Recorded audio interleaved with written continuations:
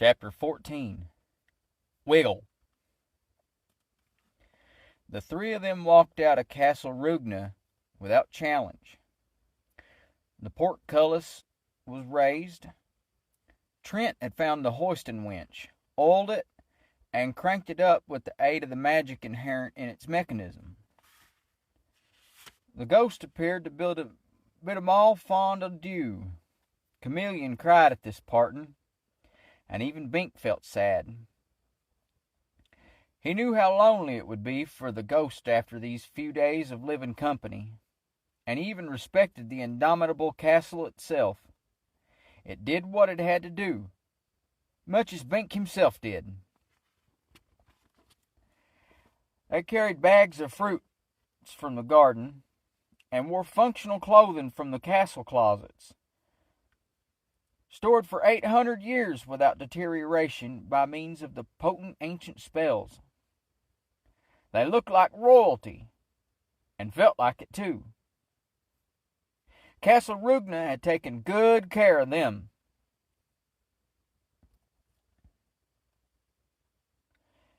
The gardens were magnificent. No storm erupted this time. No trees made threatening gestures. Instead, they moved their limbs to be touched gently in the gesture of parting friendship. No vicious animals appeared, and no zombies. In a surprisingly short time, the castle was out of sight. "We are now beyond Rugna's environs," Trent announced. "We must resume full alertness, for there is no truce with the true wilderness." "We?" Bink asked. "Aren't you going back to the castle?" "Not at this time," the magician said. Bink's suspicion was renewed. "Just exactly what did you say to that castle?" "I said, 'I shall return as king. Rugna shall rule Xanth again.'" "And it believed that?" Trent's gaze was tranquil. "Why should it doubt the truth? I could hardly win the crown while remaining confined in the wilderness."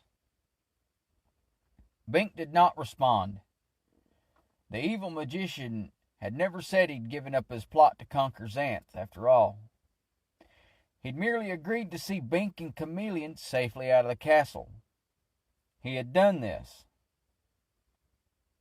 So now they were back where they had been, operating under a truce to get them all safely out of the remainder of the wilderness. After that, Bink's mind was blank. The untamed forest did not take long to make its presence felt. The trio cut through a small glade girt with pretty yellow flowers, and a swarm of bees rose up. Angrily they buzzed the three, not actually touching or stinging, but shearing off abruptly at short range. Chameleon sneezed, and sneezed again violently. Then Bink sneezed too, and so did Trent. "Sneeze bees!" the magician exclaimed between paroxysms. "Transform them!" Bink cried. "I can't focus on them. My eyes are watering so. Achoo! Anyway, they're innocent creatures of the achoo! Run, you dopes!" Chameleon cried. They ran. As they cleared the glade, the bees left off and the sneezes stopped. "Good thing they weren't choke bees," the magician said, wiping his flowing eyes. Bink agreed.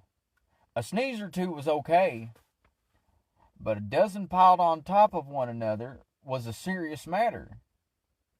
There had hardly been time to breathe. Their noise had alerted others in the jungle. That was always the background threat here. There was a beller and the sound of big paws striking the ground. All too soon, a huge fire-snorting dragon hove into view. It charged right through the sneeze glade, but the bees left it strictly alone. "Change it! Change it!" Chameleon cried as the dragon oriented on her. Dragons seemed to have a special taste for the fairest maidens. "Can't," Trent muttered. "By the time it gets within 6 feet, its fire will have scorched us all into roasts. It's got a 20-foot blowtorch." "You aren't much help," she complained. "Transform me," Bink cried with sudden inspiration. "Good idea." Abruptly, Bink was a sphinx.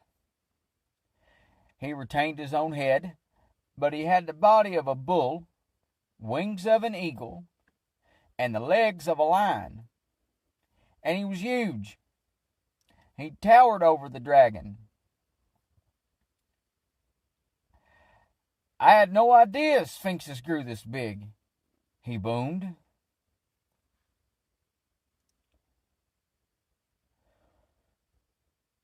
"Sorry, I forgot again," Trent said. "I was thinking of the legendary Sphinx in Mundania." "But the Mundanes don't have magic." "This one must have wandered out from Xanth a long time ago. For thousands of years it has been stone, petrified." "Petrified? What could scare a sphinx that size?" Chameleon wondered, peering up at Bink's monstrous face. But there was business to attend to. "Be gone, beastie!" Bink thundered. The dragon was slow to adapt to the situation. It shot a jet of orange flame at Bink, scorching his feathers. The blast didn't hurt, but it was annoying. Bink reached out with one lion's paw and swiped at the dragon. It was a mere ripple of effort, but the creature was thrown sideways into a tree. A shower of rock nuts dropped on it from the angry tree. The dragon gave a single yelp of pain, doused its fire, and fled. Bink circled around carefully, hoping he hadn't stepped on anyone. "Why didn't we think of this before?" he bellowed. "I can give you a ride right to the edge of the jungle. No one will recognize us, and no creature will bother us." He squatted as low as possible, and Chameleon and Trent climbed up on his tail to his back. Bink moved forward with a slow stride that was nevertheless faster than any man could run. They were on their way, but not for long. Chameleon, bouncing around on the Sphinx's horny skinned back, decided she had to go to the bathroom. There was nothing to do but let her go. Bink hunched down so she could slide safely to the ground. Trent took advantage of the break to stretch his legs. He walked around to Bink's huge face. "I'd transform you back, but it's really better to stick with the form until finished with it," he said. "I really have no concrete evidence that frequent transformations are harmful to the recipient. But it seems best not to gamble at this time. Since the Sphinx is an intelligent life form, you aren't suffering intellectually." "No, I'm okay," Bink agreed. "Better than ever, in fact. Can you guess this riddle? What walks on 4 legs in the morning, 2 legs at noon, and 3 in the evening?" "I shall not answer," Trent said. looking startled. In all the legends I've heard, some sphinxes committed suicide when the correct answers to their riddles were given. Those are a smaller type of sphinx, a different species, but I seem to have muddled the distinctions somewhat and would not care to gamble on the absence of affinity. No, Bink said, chagrined. I guess the riddle was from the mind of the Sphinx, not me. I'm sure all Sphinxes had a common ancestor, though I don't know the difference between one kind and another. Odd. Not about your ignorance of mundane legends, about your riddle memory. You are the Sphinx. I didn't move your mind into an existing body. For the original creatures have all been dead or petrified for millennia. I transformed you into a similar monster, a Bink Sphinx. But if you actually have Sphinx memories, true Sphinx memories, there must be ramifications of your magic you don't comprehend, Bink said. I wish I understood the real nature of magic. Any magic. Yes, it is a mystery. Magic exists in Xanth, nowhere else. Why? What is its mechanism? Why does Xanth seem to be adjacent to any mundane land? In geography, language, and culture. How is this magic, in all its multiple levels, transmitted from the geographic region to the inhabitants? I've pondered that, Bink said. I thought perhaps some radiation from the rock, or nutritional value of the soil. When I'm king, I shall initiate a study program to determine the true story of Xanth's uniqueness.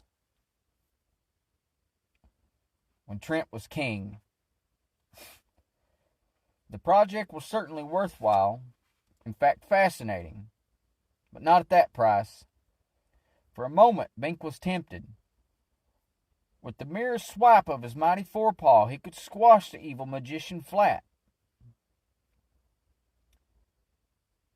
ending the threat forever. No, even if Trent were not really his friend, Bink could not violate the truce that way. Besides, he didn't want to remain a monster all his life, physically or morally.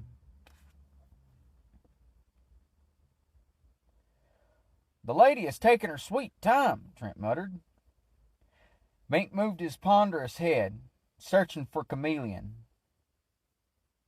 She's usually very quick about that sort of thing. She doesn't like being alone. Then he thought of something else. Unless she went looking for her spell, to make her normal. She left Xanth in an effort to nullify her magic, and now that she's stuck back in Xanth, she wants some kind of counter magic.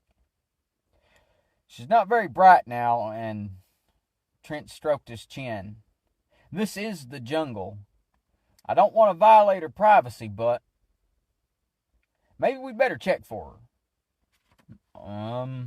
Well, I guess you can stand one more transformation, Trent decided. I'll make you a bloodhound.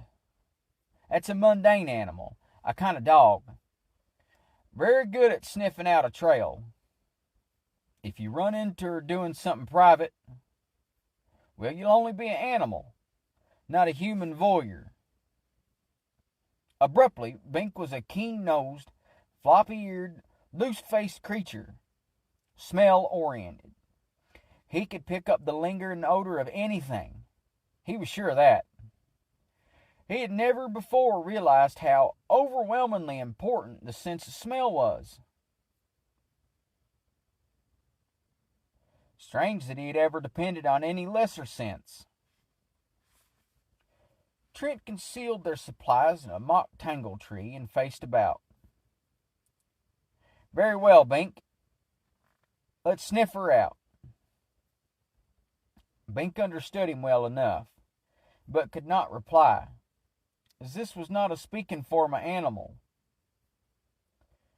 Chameleon's trail was so obvious it was wonder Trent himself couldn't smell it.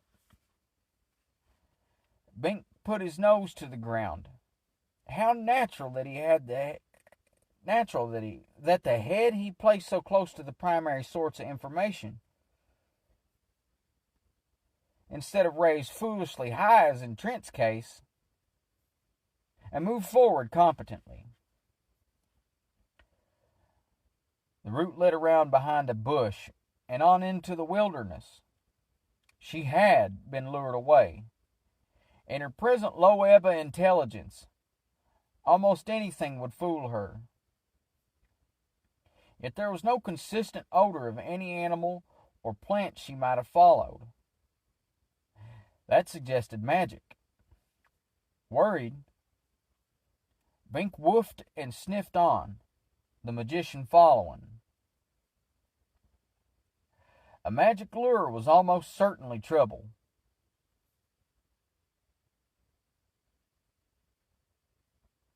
But her trace did not lead into a tangled tree, or gut-toothed swamp, or the lair of a wyvern.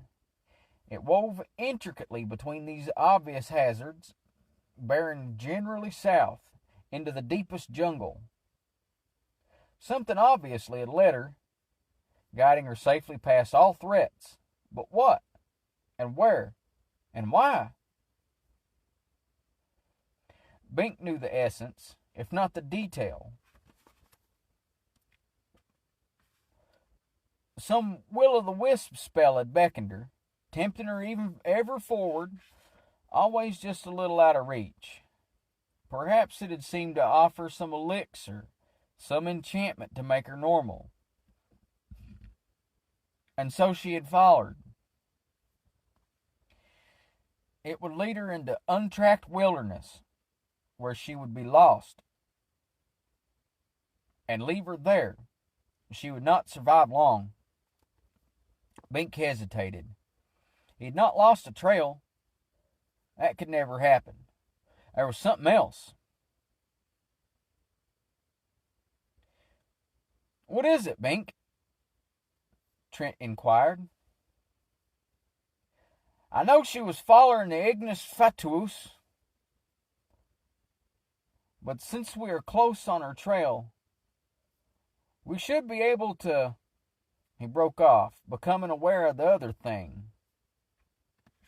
It was a shuddering in the ground, as of some massive object striking it. An object weighing many tons. Trent looked around. "I can't see it, Bink.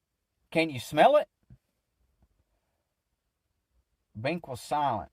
The wind was strong. He could not smell whatever was making that sound from the distance. "Want me to transform you into something more powerful?" Trent asked. "I'm not sure I like this situation.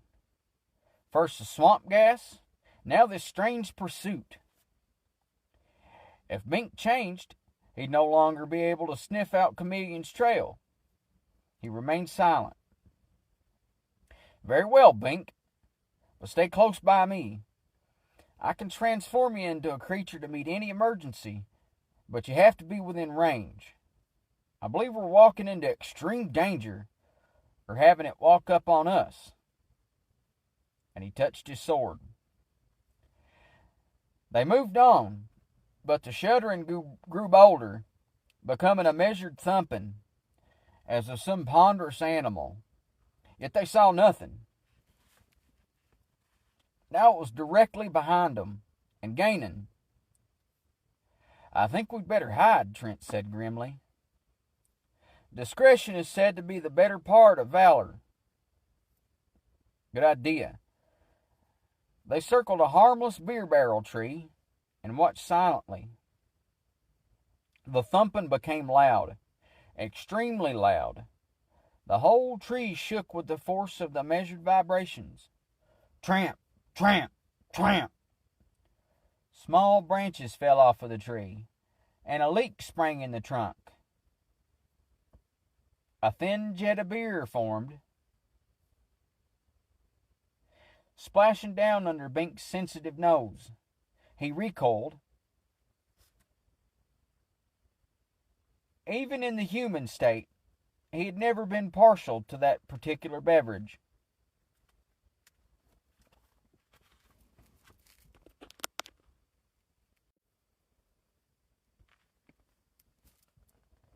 Small branches fell off the tree, and a leak sprang in the trunk.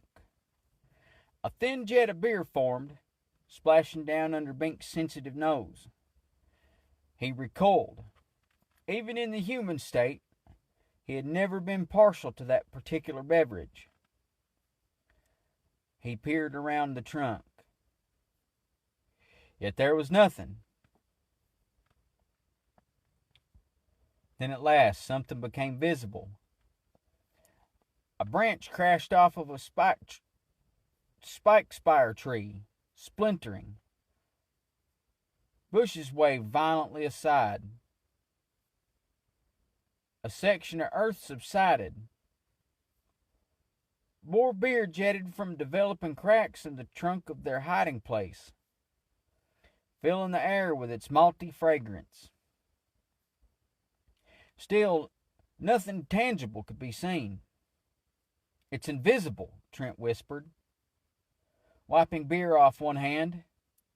"An invisible giant." Invisible? That meant Trent couldn't transform it. He had to see what he enchanted. Together, silently, steeped in intensifying beer fumes, they watched the giant pass. Monstrous human footprints appeared, each 10 feet long, sinking inches deep into the forest soil. Tramp! And the trees jumped and shattered and shed their fruits and leaves and branches. Tramp! And an ice cream bush disappeared, becoming a mere patina of flavored discoloration on the flat surface of the depression. Tramp! And a tangle tree hugged its tentacles about itself, frightened. Tramp! And a fallen trunk splintered across the 5-foot width of the giant's print. A stench washed outward, suffocatingly, like that of a stench puffer or an overflowing outhouse in the heat of summer. Bink's keen nose hurt. "I am not a cowardly man," Trent murmured, "but I begin to feel fear. When neither spell nor sword can touch an enemy." His nose twitched. "His body odor alone is deadly. He must have feasted on rotten blivets for breakfast." A blivet? A blivet? I have no idea what that is. I guess it's a mundane food. It's one of our foods. We must have that in our world, but I guess I'll Google that later. I don't know what a blivet is. I've read this chapter before and didn't Google that, but whatever, Pierce. Also, I think there's a mouse in my van right now, which is upsetting, because normally they just come around in wintertime because it's cold. But this one is being like a really invasive, and it's not cool. We're gonna end up having a problem. Anyway,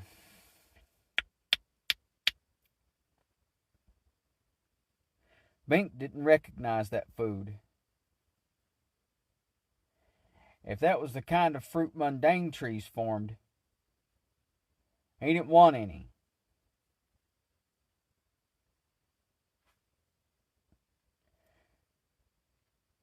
Bink became aware that his own hackles were erect. He had heard of such a monster, but taken it as a joke. an invisible but not unsmellable giant. If he is in proportion, Trent remarked, that giant is some 60 feet tall. That would be impossible in Mundania for purely physical reasons, square cube law and such. But here, who can say nay to magic? He's looking over much of the forest, not through it. He paused, considering. He evidently was not following us. Where is he going? Wherever Chameleon went, Bink thought. He growled. Right, Bink. We'd better track her down quickly before she gets stepped on. They moved on, following what was now a well-trodden trail. Where the huge prints crossed Chameleon's traces, the scent of the giant was overlaid, so heavy that Bink's refined nose rebelled. He skirted the prints and picked up Chameleon's much milder scent on the far side. Now a whistling descended from right angles to the path they were following. Bink looked up nervously and saw a griffin angling carefully down between the trees. Trent whipped out his sword and backed toward the black bowl of an oil barrel tree, facing the monster. Bink, in no condition to fight it, bared his teeth and backed toward the same protection. He was glad it wasn't a dragon. One really good tongue afar could set off the tree explosively and wipe 'em all out. As it was, the overhanging branches would interfere with the monster's flight, forcing it to do combat on the ground. Still a chancy business, but it restricted the battle zone to 2 dimensions, which was a net advantage for Bink and Trent. Maybe if Bink distracted it, Trent could get safely within range to transform it. The griffin settled to earth, folding its extensive glossy wings. Its coiled lion's tail twitched about, and its great front eagle's talons made streaks in the dirt. Its eagle head oriented on Trent. "Cop?" it inquired. Bink could almost feel that deadly beak slicing through his flesh. A really healthy griffin could take on a medium-sized dragon in single combat, and this one was healthy. He nudged within transformation range. "Follow the giant tracks. That way," Trent said to the monster. "Can't miss it." "Wop!" the griffin said. It turned around, oriented it on the giant tracks, bunched its lion muscles, spread its wings, and launched itself into the air. It flew low level along the channel the visible giant had carved through the forest. Trent and Bink exchanged startled glances. They had a narrow escape. Griffins were very agile in combat, and Trent's magic might not have taken effect in time. "It only wanted directions," Trent said. "Must be something very strange up ahead. We'd better get there in a hurry. Be unfortunate if some part human cult was having a ritual sacrifice." "Ritual sacrifice?" Bink growled his confusion. "You know," Trent said grimly. "Bloody altar, beautiful virgin maiden." "Wow!" Bink took off down the trail. Okay, also, I don't I don't know, maybe if Pierce Anthony was sitting around the beer barrel tree or something when he wrote this, but he's not very. That's not very explicatory as to how in the world Trent knew what that griffin was on about. You know, that's pretty weird. And he's just like, oh, I just wanted directions. Like, how do you know that, buddy? What do you mean? Anyway.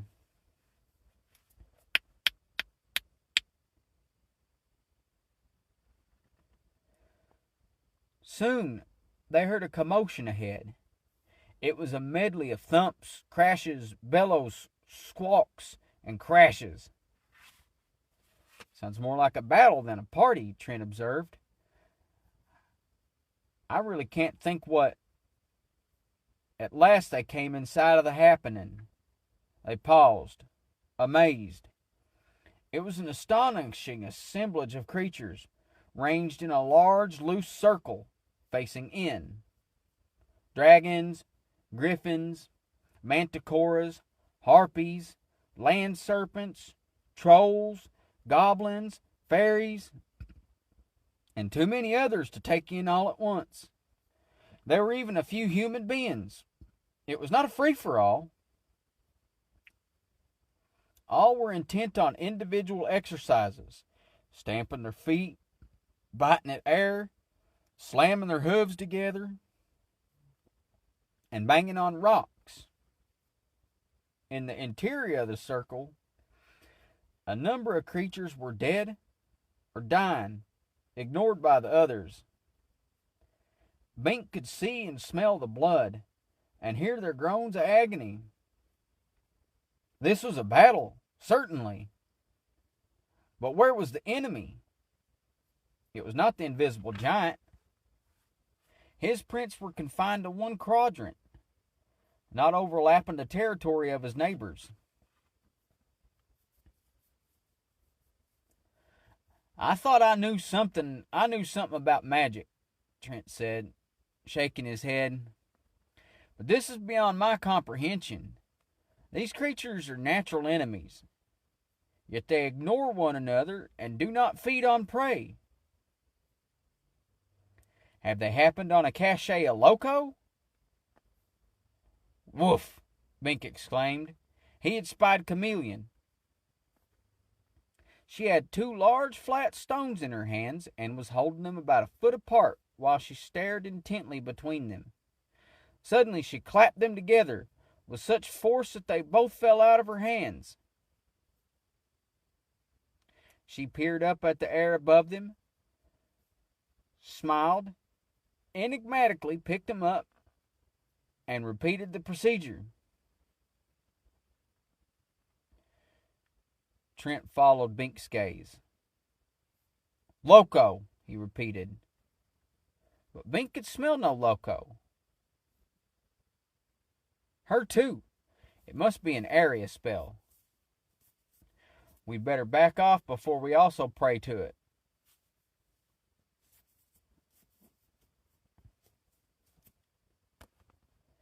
They started to retreat, though Bink did not want to desert Chameleon. A grizzled old centaur cantered up. Don't just meander around, he snapped. Get around to the north quadrant, he pointed. We've suffered heavy losses there, and Bigfoot can't do it all. He can't even see the enemy. They'll break through any minute. Get some rocks. Don't use your sword, fool. Don't use my sword on what? Trent demanded, with understandable ire. The wiggles, naturally. Cut one in half. All you have is two wiggles. The wiggles, Trent breathed. And Bink growled his own chagrin. The centaur sniffled. You been drinking?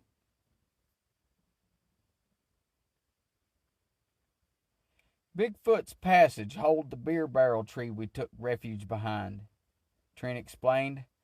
I thought the Wiggles had been eradicated. So thought we all, the centaur said. But there's a healthy colony swarming here. You have to crush 'em, or chew 'em, or burn 'em, or drown 'em. We can't afford to let a single one escape. Now get moving. Trent looked about. Where are the stones? Here, I've collected a pile. The centaur showed the way. I knew I couldn't handle it myself, so I sent out will-o'-the-wisps to summon help. Suddenly, Bink recognized the centaur. Herman the Hermit. Exiled from the centaur community for obscenity almost a decade ago. Amazing that he survived here in the deepest wilderness, but centaurs were hardy folk. Trent did not make the connection. The episode had happened after his exile, but he well knew the horror the Wiggles represented. He picked up 2 good rocks from Herman's cache and strode toward the north quadrant. Bink followed. He had to help too. If even one Wiggle got away, there would at some later date be another swarming. Perhaps not stopped in time. He caught up to the magician.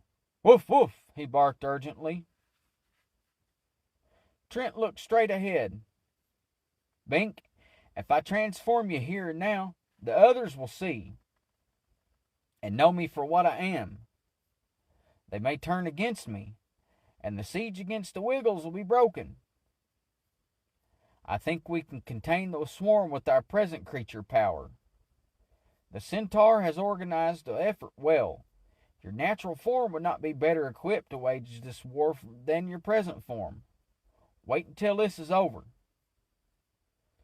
Bink was not satisfied with all the arguments, but he seemed to have no choice. So he determined to make himself useful as he was. Maybe he could smell out the Wiggles. As they came up to their designated quadrant, a griffin gave a loud squawk and keeled over. It resembled the one they had directed here. It must have lost sight of its guiding will-o'-the-wisp. But all griffins looked and smelled pretty much alike to Bink. Not that it mattered, objectively. All creatures here had a common purpose. Still, he felt a certain identification.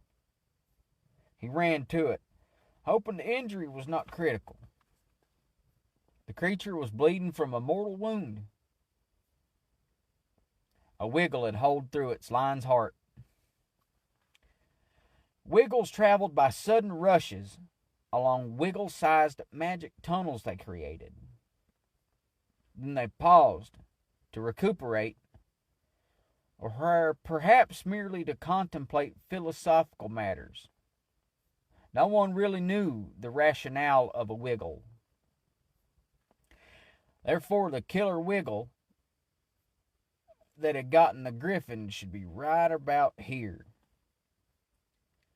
Bink sniffed and picked up its faint, putrid odor.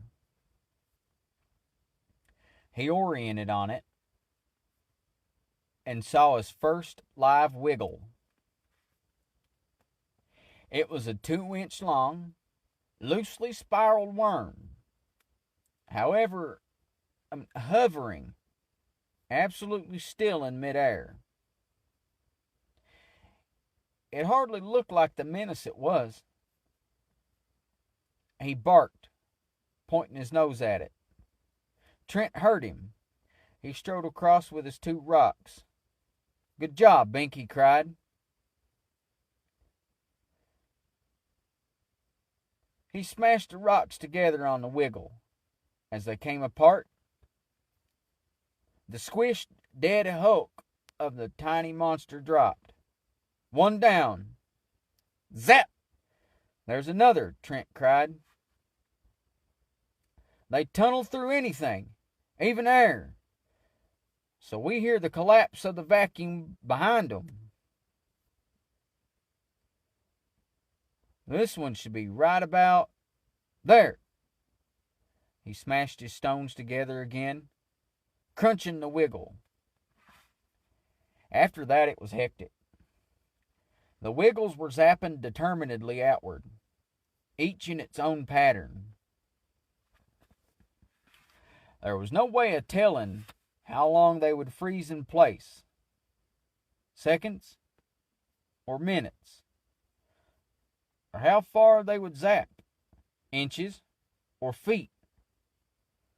But each wiggle went in the precise direction it had started, never shifting even a fraction. So it was possible to trace that line and locate it fairly quickly. If someone stood in front of a wiggle at the wrong time, he got zapped. And if the hole were through a vital organ, he died.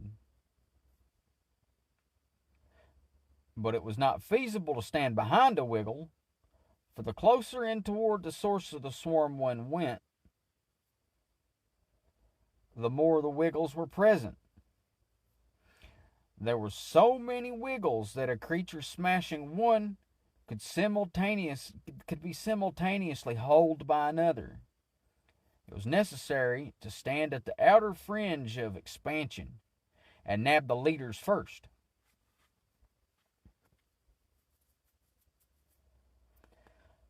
The wiggles really seemed to be mindless, or at least indifferent to external things.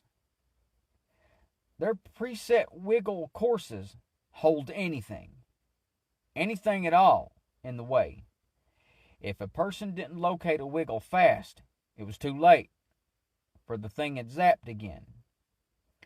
Yet it could be tricky to find a still wiggle, for it looked like a twisted stem from the side and a coiled stem from the end.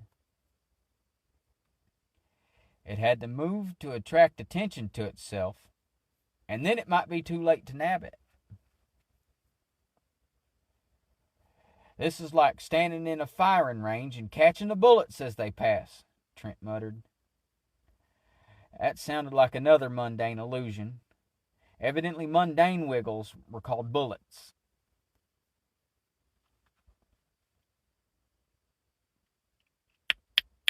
It's funny how Bink's head works, but technically, yeah, bullets are very wiggly, very much like wiggles. Anyway, the invisible giant operated beside Bink on the right, and his nose plainly told him, "Tramp!" And a wiggle was crushed out of existence. Maybe 100 wiggles at once. But so was anything else that got underfoot. Bink didn't dare point out wiggles for Bigfoot. It would be his own death warrant. For all he knew, the giant was stomping randomly. It was as good a way as any. On the left side, a unicorn operated. When it located a wiggle, it either crushed it between horn and hoof or closed its mouth over it and ground it to shreds with its equine teeth. This seemed to Bink to be a distasteful and hazardous mode of operation, because if it mistimed a wiggle, zap! A hole appeared in the unicorn's jaw. Blood dripped out. The creature made a single neigh of anguish, then trotted along the path of the zap. It located the wiggle and chomped down, using the other side of its jaw. Bink admired the unicorn's courage, but he had to get on with his own job. 2 wiggles had just zapped within range. He pointed out the nearest for Trent, then ran to the other, afraid Trent would not reach it in time. His hound's teeth were made for cutting and tearing, not chewing. But maybe they would do. He bit down on the wiggle. It squished unpleasantly. Its body was firm, but not really hard, and the juices squirted out. The taste was absolutely awful. There was some sort of acid. Yuck! But Bink chewed carefully several times to be sure of crushing it all. He knew that any unsquished fragment would zap away as a tiny wiggle, just as dangerous as the original. He spat out the remains. Surely his mouth would never be the same again. Zap! Zap! 2 more wiggles nearby. Trent heard one and went after it. Bink sought out the other. But even as they both oriented, a third zap sounded between them. The pace was stepping up as the great internal mass of wiggles reached the perimeter. There were too many wiggles to keep up with. The complete swarm might number 1,000,000. There was a deafening bellow from above. Whoa! Herman the centaur galloped by. Blood trailed from a glancing wiggle wound in his flank. "Bigfoot's hit!" he cried. "Get out of the way!" "But the wiggles are breaking out," Trent said. "I know. We're taking heavy losses all around the perimeter. It's a bigger swarm than I thought. More dense in the center. We can't hold them anyway. We'll have to form a new containment circle and hope that more help arrives in time. Save yourselves before the giant falls."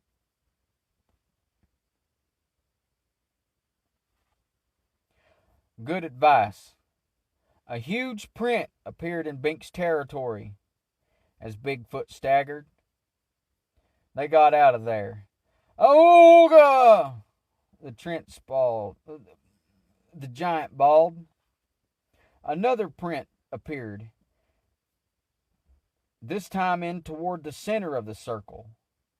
A wash of air passed as he fell, heavy laden with the giant aroma. Go!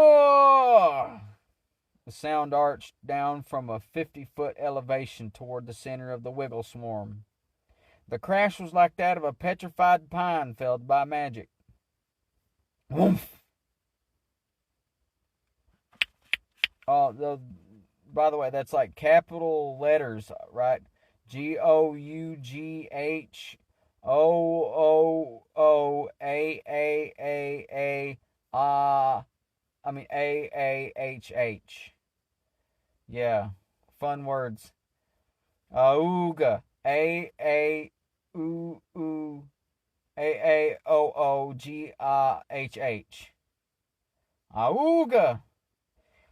Anyway.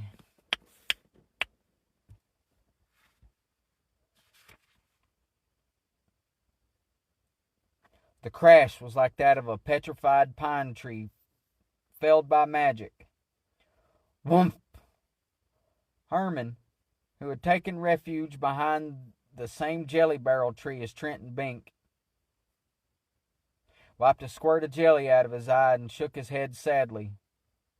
"There goes a big, big man." Little hope now of containing the menace. "We're disorganized and short of personnel. And the strength of the enemy is sweeping outward. Only a hurricane could get 'em all, and the weather's dry." Then he looked again at Trent. "You seem familiar. Aren't you?" "Yes. 20 years ago." Trent raised his hand. "I regret the necessity," he began. You remember earlier when he was about to do the transform, and he's like, I regret that it, whatever, and Pierce is like, he said it like it was routine. Well, we're seeing into that window, how it was just so routine for him. "No, wait, magician," Herman said. Transform me not. I will not betray your secret. I could have bashed your head in with my foot just now, had I intended you ill. Know you not why I was exiled from my kind? Trent paused. I know not, for I do not know you. I am Herman the Hermit.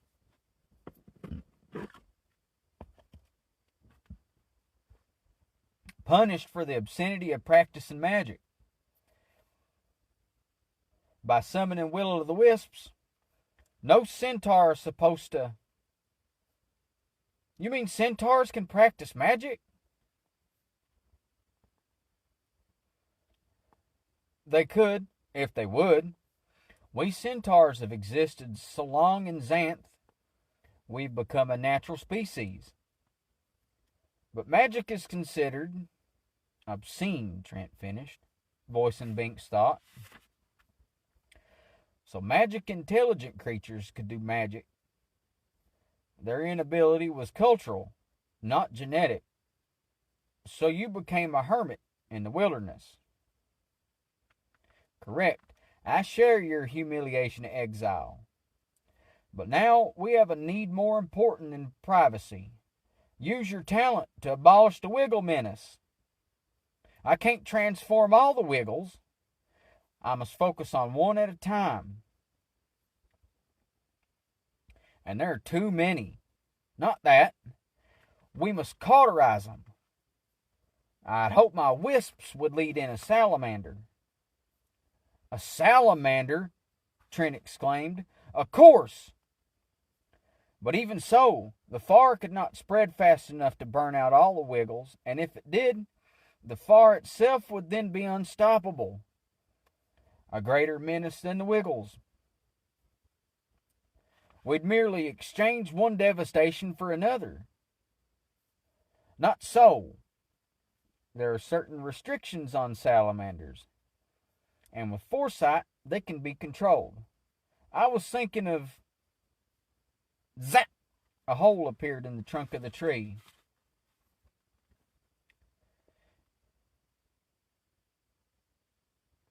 Jelly oozed out like purple blood. Bink dashed out to crunch the Wiggle, who fortunately had passed between them and injured no one. Ugh! That taste! They're inside the trees, Trent said. Some are bound to land within things. Impossible to catch those ones.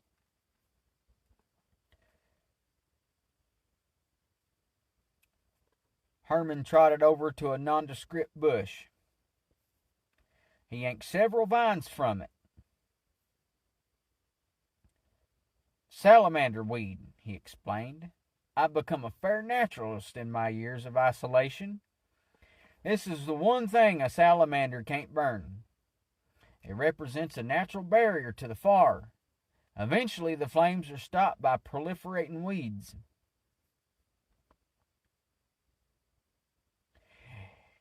If I make a harness of this, I can carry a salamander around in a great circle, just beyond the infestation. See, that's real clever, because the salamander, it goes and burns a bunch of stuff, and then this grass that don't get burned by a salamander then has room to grow. So it's like real convenient for the salamander weed, and it don't gotta worry about salamanders. So yeah, like that thing I always talk about, how plants trying to turn you into fertilizer, and they like do that double hard in Xanth. Like they're gonna try and turn the salamanders into fertilizer after they take over the world or whatever. You know, you gotta watch plants. They're up to stuff. They make anyway.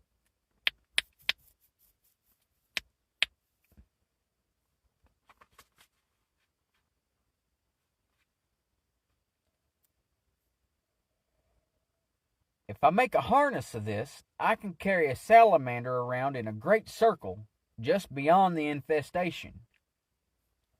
But how to stop the fire before it destroys most of Xanth?" Trent asked. "We can't wait on the chance of the weeds. Half of the wilderness could be ravaged before it burns itself out. We can't possibly clear a far break in time." He paused. "You know, that must be why your wisps summoned no salamanders. This thick forest would naturally have been a salamander repulsion spell to keep them away.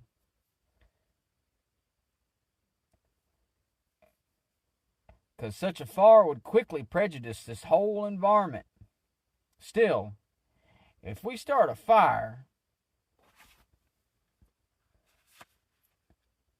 Herman held up one strong hand in a halt gesture. He was an old centaur, but still strong.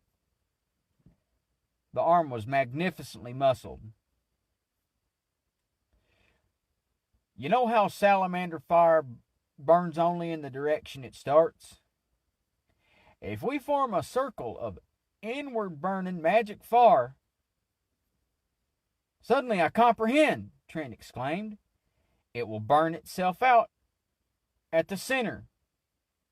He looked around. "Bink?" "What else?" Bink did not relish being a salamander, but anything was better than yielding Xanth to the Wiggles. No person or creature would be safe if the swarms got out of control again. He came up. Suddenly, he was a small, bright amphibian, about 5 inches from nose to tail. Once more he remembered the omen he had seen back at the outset of this adventure. The chameleon lizard had also become a salamander, before being swallowed up by the moth hawk. Had his time finally come? The ground he stood on burst into flame. The underlying sand would not burn, but all the material on top of it was fuel. "Climb in here," Herman said, holding a pouch he had cleverly formed of vines. "I will carry you in a great left circle. Be sure you direct your fire inward, to the left, and to make quite sure Bink understood, he pointed with his left hand. Well, such a limit wouldn't be much fun, but..." Bink climbed into the net. The centaur picked it up and dangled it at arm's length. As well he might, for Bink was hot. Only the frustrating salamander weed vines prevented him from really tearing loose. Herman galloped. "Clear out! Clear out!" he cried with amazing volume to the straggling, wounded creatures still trying to stop the Wiggles. "We're burning them out! Salamander!" And to Bink, "To the left! To the left!" Bink had hoped he'd forgotten about that restriction. Ah, well, half a burn was better than none. From him a sheet of flame erupted. Everything it touched burst up anew, burning savagely. Branches, leaves, whole green trees, even the carcasses of fallen monsters. The flame consumed all. That was the nature of salamander fire. It burned magically, heedless of other conditions. No rainstorm could put it out, for water itself would burn. Everything except rock and earth and salamander weed. Curse the stuff. Now a hasty exodus developed.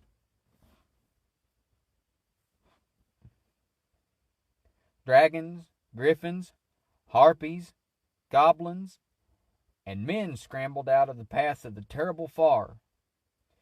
Every movable form cleared out, except the Wiggles, which proceeded as mindlessly as ever. The flames spread hungrily up the trees, consuming them with awesome rapidity. A tangle tree writhed and angrily as it was incinerated, and the smell of burning beer and jelly spread. Already a swath of scorched earth was developing, sand and ashes marking the path they had traveled. Glorious! Zap! Bink dropped to the ground. A wiggle, striking with the luck of the mindless, had hold Herman's right hand. Good. Now Bink could get out of the net and really go to work, setting the most magnificent blaze in all salamander history. But the centaur looped about and grabbed the net with his left hand. The flames touched his fingers momentarily, and the tips shivered into ash. But he hung on with the stubs. Damn the courage of the hermit. On, Herman cried, resuming forward speed. To the left! Bink had to obey. Angrily, he shot forth an especially intense flame, hoping the hermit would drop him again, but it didn't work. The centaur galloped on, widened the circle a bit, since the wiggle radius had evidently expanded further. It was useless to burn where the wiggles had been, or where they would be. The flame had to be where they were now. Any that zapped past the sheet of flame and paused in an already burned spot would survive. It made it a tricky calculation, but it was their only chance. The circle was almost complete. The centaur could really move. They raced up to the broadened swath of their starting point, pausing to let a few trapped monsters get out before being doomed. The last to go was the great land serpent, 100 feet of slithering torso. Trent was there, organizing the remaining animals into a cleanup detail to intercept any few wiggles already outside the circle afar. Now that the great majority of wiggles were being eliminated, it was feasible to go after those few individually. Every last one had to be squished. The far closed in on the original wiggle hive. There was a deafening groan. Auga! Something stirred invisibly. Bigfoot! Trent exclaimed. He's still alive in there. I thought he was dead, Herman said, horrified. We've already closed the circle. We can't let him out. He was riddled through the legs, so he fell, but he wasn't dead, Trent said. The fall must have knocked him out for a while. He stared into the leaping flames, now outlining the form of a gargantuan man lying prone, stirring at the peripheries. The odor was of rotting garbage. Too late now. The doomed giant thrashed about. Flaming branches flew wide. Some landed in the jungle beyond the circle. Catch those flames, the centaur cried. They could start a forest fire. But no one could quench or move or even contain the flames. No one except Herman himself with his weed net. He dumped Bink out and galloped toward the nearest, which was dangerously close to an oil barrel tree. Trent gestured hastily, and Bink was his human self again. He leaped out of the smoldering ground where his salamander self had touched. What power the evil magician had! He could destroy Xanth at any time just by making a dozen salamanders. Bink blinked and saw Chameleon chasing a wiggle between the prongs of magic fire formed by thrown brands. She was too intent or too stupid to realize the danger. He ran after her, Chameleon, turn back! She paid no heed, faithful to her chore. He caught up and spun her about. The fire's getting the wiggles. We have to get out of here. Oh, she said faintly. Her once fancy dress was ragged, and dirt smudged her face, but she was excruciatingly lovely. Come on. He took her by the hand and drew her along, but a determined tongue of fire had crossed behind them.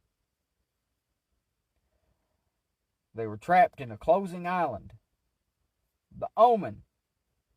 Now at last it had struck, at both Chameleon and him.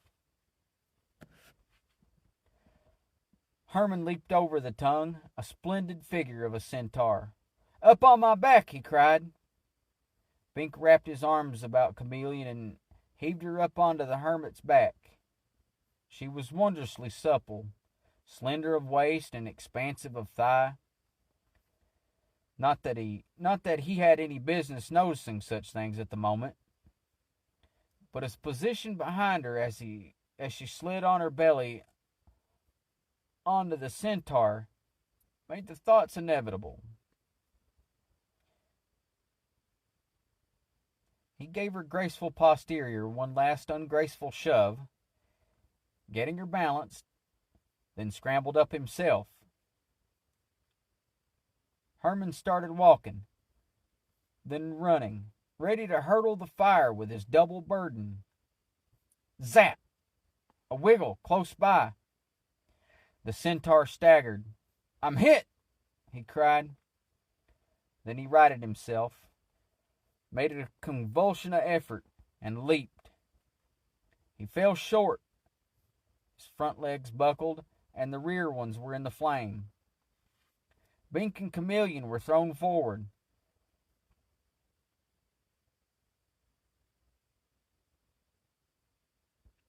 Landing on either side of the human torso. Herman grabbed each by an arm, and with a surge of centaur strength, he shoved both on beyond the danger zone. Trent charged up. Herman, you're burning, he cried. I will transform you. No, Herman said. I'm holed through the liver. I'm done for. Let the clean fire take me, he grimaced. Only to abate the agony quickly. Your sword, sir. And he pointed at his neck. Bink would have been temporized, pretending misunderstanding, trying to delay the inevitable. The evil magician was more decisive. As you require, Trent said. Suddenly his blade was in his hand, flashing in an arc, and the centaur's noble head flew off his body,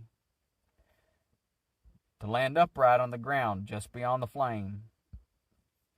Bink stared, aghast. He had never before witnessed such a cold-blooded killing. I thank you, the head said. No.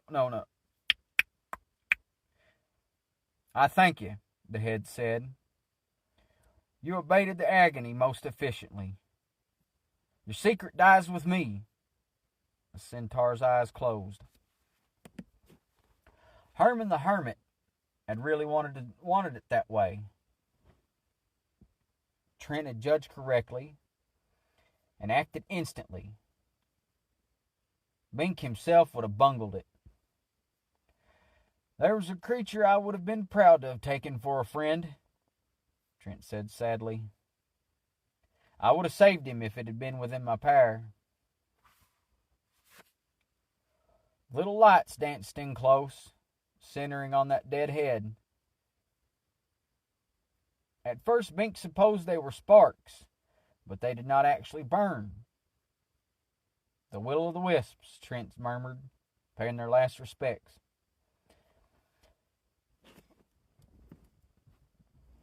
The lights dispersed,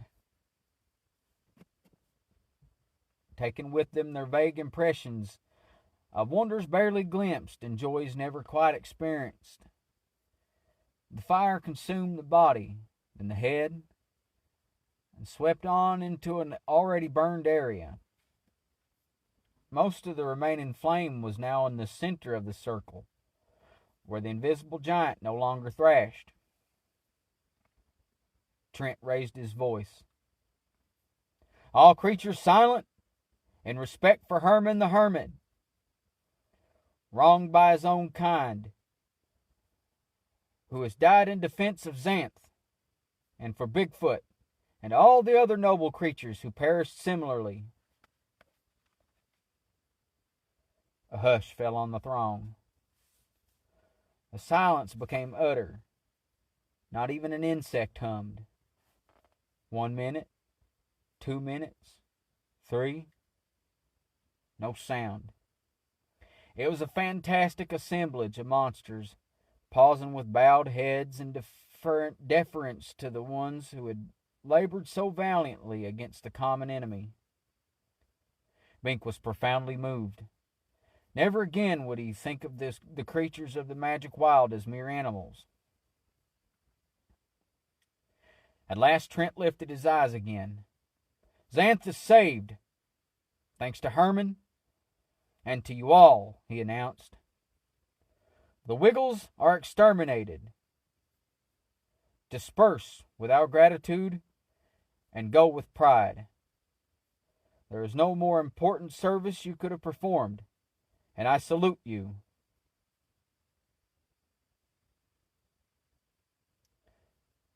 But some Wiggles may have escaped, Bink protested in a whisper. No, none escaped. The job was well done. How can you be so sure? I heard no zaps during the silence. No Wiggle sat still longer than 3 minutes. Bink's mouth dropped open. The silence of respect and mourning, sincere as it had also been the verification that the menace had indeed been abated. Bink would have never thought of that of himself.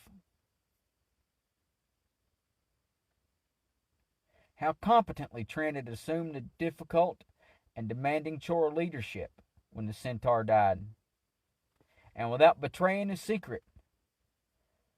The assorted monsters dispersed peaceably, operating under the tacit truce of this effort.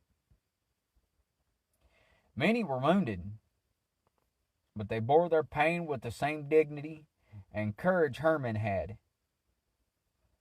and did not snap at one another. The great land serpent slithered by, and Bink counted 6 holes along its length, but it did not pause. The serpent, like the others, had come to do what had to be done, but it would be as dangerous as ever in future encounters. Shall we resume our journey? Trent inquired, glancing for the last time across the flat bare disk of ashes. We'd better, Bink said. I think the fire is dying out now. Abruptly, he was the Sphinx again.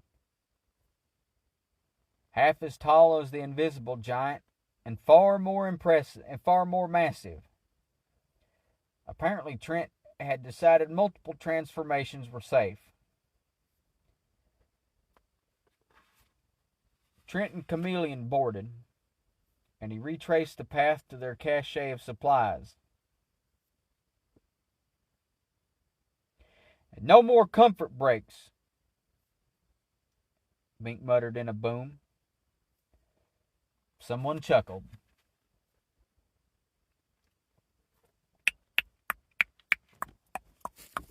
Thank you, guys. 2 more chapters left. There's a thing, though. This book I've got, the show copy is... I got it like secondhand, I think. And the very back page, the last one is missing. And We've got some sorcery, hopefully, that's going to come out. We'll figure something out to get that. Just the very top corner of that page is missing. But thank you for listening. If you listened, 2 more chapters and that'll be a wrap.